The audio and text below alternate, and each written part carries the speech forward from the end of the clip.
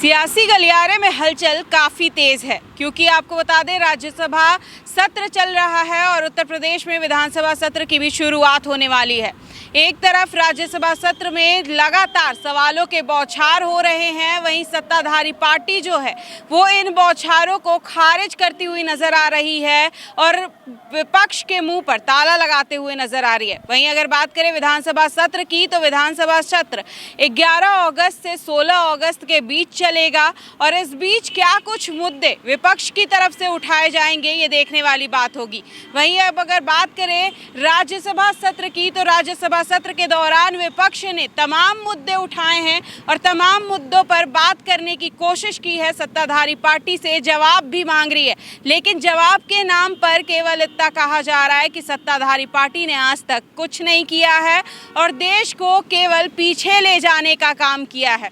वहीं आपको बता दें कि विपक्ष तमाम मुद्दे उठा रहा है। विपक्ष ये कह रहा है कि बेरोजगारी से कब लोगों को छुटकारा मिलेगा, युवाओं को नौकरी कब मिलेगी, महंगाई कब कब होगी और महिला मुद्दे को लेकर के भी तमाम सवाल उठाए गए हैं। विपक्ष तमाम सवाल उठा रहा है, ऑपरेशन सिंदूर को लेकर के भी तमाम सवाल उठाए जा रहे हैं। वहीं अगर बात करें इंडिया और यूएस के रिलेशनशिप की, मोदी ट्रंप के रिलेशनशिप की, तो इस पर भी तमाम सवाल उठाए जा रहे हैं क्योंकि 25% जो टैरिफ की बात हो रही है ट्रंप की तरफ से, उस पर विपक्ष ही नहीं बल्कि पूरा देश बौखलाया हुआ है और सत्ताधारी पार्टी से सवाल पूछ रहा है लगातार, लेकिन इस सवालों का जवाब नहीं मिल रहा है। सत्ताधारी पार्टी केवल इतना कहने में लगी हुई है और विपक्ष का मुंह बंद कराने में लगी हुई है, ये कह करके कि विपक्ष ने आज तक कुछ नहीं किया है और उनके अंदर इतनी हिम्मत नहीं है कि वो पीओके की बात कर सकें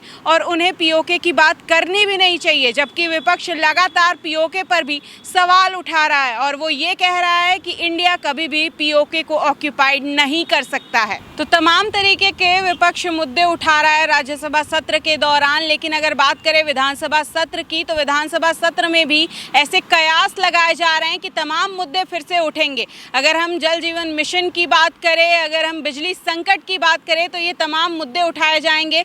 वहीं हर घर नल जल योजना की अगर बात करें तो इसके तहत जितनी टंकियां लगाई गई हैं उनमें जितने भी भ्रष्टाचार हुए हैं इस पर भी विपक्ष सवाल उठा सकता है और इन सवालों के तहत वो बहुत कुछ कह भी सकता है, किसानों के मुद्दे को भी उठा सकता है।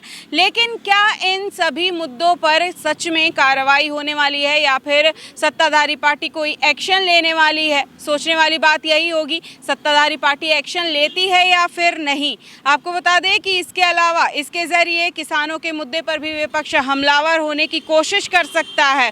इसके साथ ही सवाल ये भी है कि सत्ताधारी पार्टी कोई खास एक्शन लेगी पार्लियामेंट में या फिर नहीं, ये भी देखने वाली बात होगी। वहीं अगर हम बात करें एसएससी परीक्षा की, उसमें हो रही अनियमितताओं की, 69,000 शिक्षक भर्तियों की, शिक्षकों के साथ देश में जो कुछ हो रहा है उसकी, या फिर जो छात्रों के साथ देश में जो कुछ भी हो रहा है उसकी, अगर कल की ही बात करें यानी कि 31 जुलाई की, तो 31 जुलाई के दिन एसएससी परीक्षा रद्द होने को लेकर के दिल्ली चलो अभियान चलाया गया छात्रों और शिक्षकों के द्वारा। उसके बाद जो कुछ भी हुआ शिक्षकों के साथ, छात्रों के साथ, वो सोशल मीडिया पर अभी ट्रेंडिंग बना हुआ है। लेकिन क्या ये केवल सोशल मीडिया पर ट्रेंडिंग बन के रह जाएगा, विपक्ष का मुद्दा नहीं बनेगा विधानसभा सत्र में?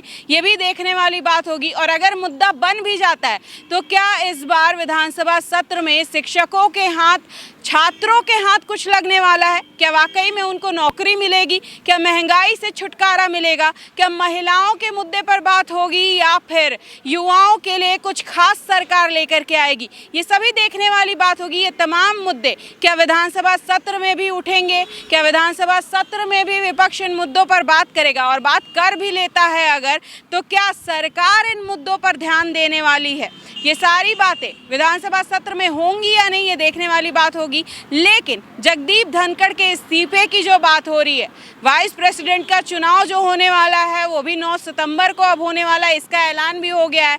लेकिन क्या विधानसभा सत्र के दौरान जो कि 11 अगस्त से शुरू होने वाला वाला है उसमें भी इसकी गूंज सुनाई देगी, क्योंकि राज्यसभा सत्र के दौरान जगदीप धनखड़ के इस्तीफे की गूंज चारों तरफ सुनाई दी है। इसके अलावा ऑपरेशन सिंदूर की बात करें, 25% टैरिफ की बात करें, तो ये सारे मुद्दे राज्यसभा के दौरान उठाए जा रहे हैं, राज्यसभा सत्र के दौरान।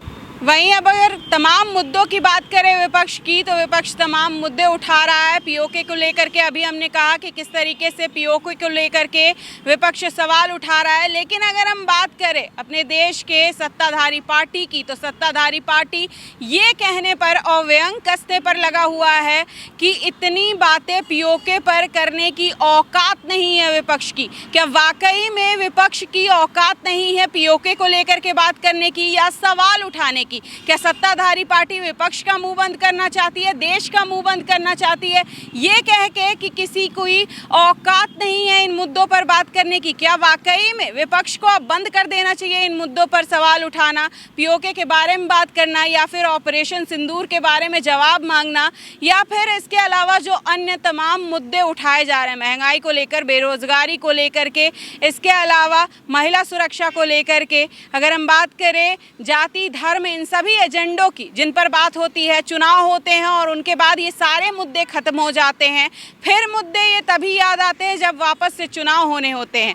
अभी चुनाव होने हैं 2027 में। अब देखना ये है कि कौन कौन सी ये जितने मुद्दे उठाए जा रहे हैं, विधानसभा सत्र हो, राज्यसभा सत्र हो, इन सब में केवल ये चुनावी एजेंडा बन के रह जाएंगे, चुनाव के लिए वोट इकट्ठा करने के लिए बन के रह जाएंगे, या फिर वाकई में इन पर आगे चल के कोई फैसला लिया जाएगा। विधानसभा सत्र के दौरान क्या कुछ होगा इसकी अपडेट भी देंगे, लेकिन अभी फिलहाल के लिए बस इतना ही। देखते रहिए द न्यूज़ पॉइंट। मैं सोनाली सिंह, कैमरा पर्सन संदीप के साथ।